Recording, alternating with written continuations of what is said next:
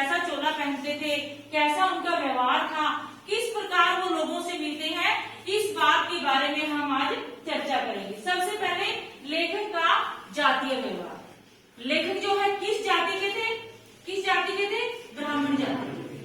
और उनके अंदर भजन संध्या करने की जो है शुरू से ही लगन थी।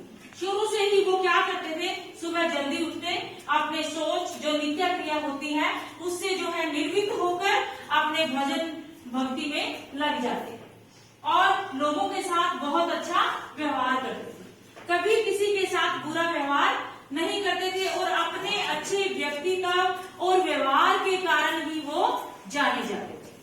सेकंड है हमारा कबीर पंथी। वो कबीर के भक्त थे। क्या करते थे? कबीर के ही भक्त गाते, वो गीत गाते थे और जो उनकी फसल होती थी, खेती बाड़ी करते थे, उसमें जितना भी अनाज होता था सबसे पहले वो कहाँ लेके जाते थे?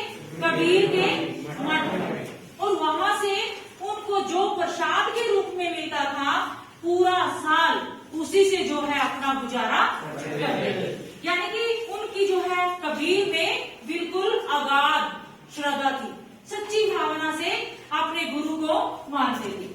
नेक्स्ट है मस्त गायक। वो जब गाते थे तो पूरी मस्ती में गाते थे। क्या करते थे? गाते समय यानी कि जब वो खंजड़ी बजाते थे संध्या के टाइम, तो वो इतना मस्त हो जाते थे कि जो टेर लगाते चले जाते थे।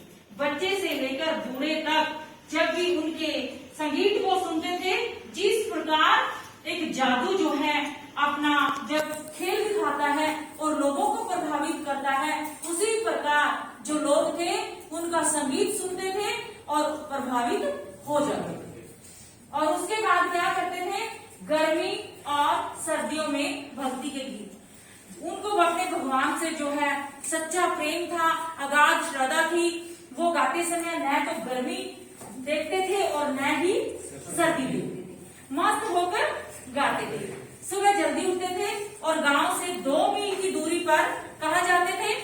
गंगा तट पर। वहां पर स्नान करने के बाद किनारे पर बैठकर प्रभु के जो है भजन गाते थे।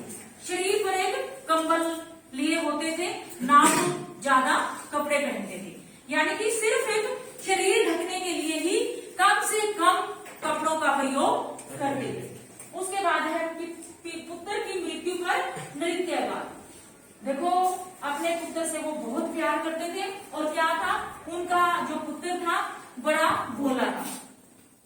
बाल गोविंद भक्त ने स्पष्ट कहा है कि जो भोला होता है, जो सरल होता है, उसकी तरफ जो है थोड़ा ज्यादा ध्यान देना चाहिए।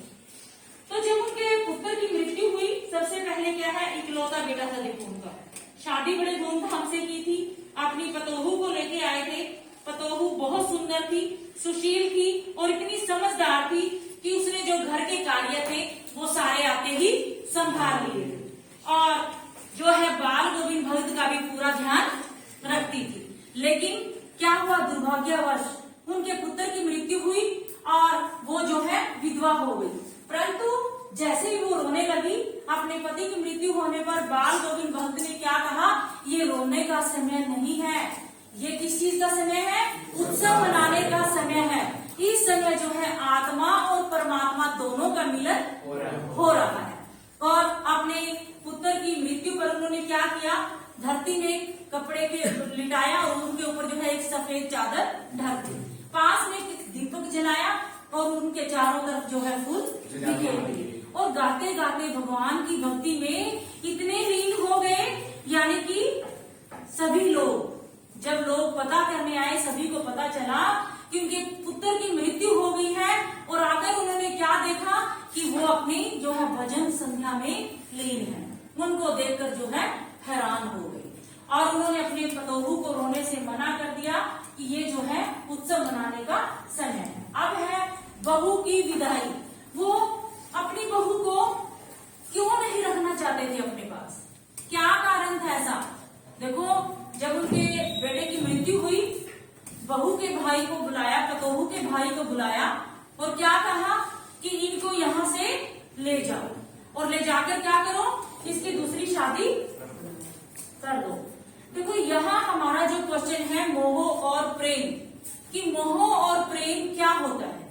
यदि उनको मोह होता तो उनको अपने पास रखते, लेकिन उनको मोह नहीं था। वो क्या चाहते थे, पतोहू का हित। और प्रेम में क्या होता है कि जो प्रिय होता है उसका हित देखा जाता है। अब उन्होंने उसके भाई को बुलाया और क्या कहा, इसको ले जाओ और इसकी दूसरी शादी कर दो। अब देखो उन्होंने ऐसा जो किया, यदि हमारे समाज की, सारे समाज की ऐसी भावना हो जाए तो जो पूरी विधवा, मतलब पूरे समाज में जो विधवाएं हैं उनको जो कभी है दुखों का सामना न करना पड़े। नेक्स्ट है बेटा, भक्त एक साधु थे। ये सच है कि वो गृहस्थी थे, लेकिन गृहस्थी होने के बावजूद भी एक साधु थे। और कैसा व्यक्ति था उनका, सफेद गोरे चिट्टे थे, सरल स्वभाव के थे, कोमल स्वभाव के थे। और क्या था, और क्या क्या करते थे, कबीर पंथी टोपी पहनते थे, तुलसी की माला पहनते थे और शरीर पर एक नाम मात्र कपड़ा डालते थे। कौन सा, काला कपड़ा, सिर्फ शरीर को ढकने के लिए। और उनकी जो है सफेद बाल हो चुके थे और कितने साल के हो चुके थे, 60 साल के हो चुके थे। और लंबी लंबी जटाएं थी, ठीक है, जिसके कारण उनको जैसे एक साधु का जो है पूरा व्यक्तित्व होता है, उनको देखकर ऐसा जो है लगता। अब इस पाठ से है देखो हमें, मतलब जो मेन बात है, क्या संदेश मिलता है।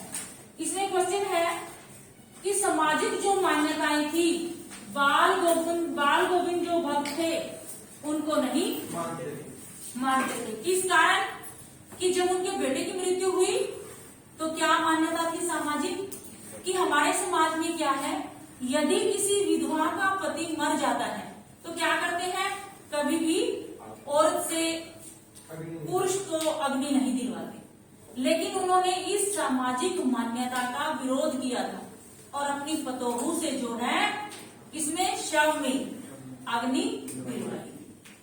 और वो बिल्कुल जो आडंबर है उनसे बिल्कुल दूर थे, रूढ़िवादी भी नहीं थे, खुलकर जो है विरोध करते थे। यदि कोई गलत बात होती थी उसका खुलकर विरोध करते थे। इन सब विशेषताएं होने के बावजूद हम ये कह सकते हैं कि बाल गोविंद भक्त व्यवहार के बहुत खरे थे और अपने व्यक्तित्व के कारण वो है पूरे समाज में जो है माने जाते थे और इसी कारण उनका सम्मान किया जाता। बस।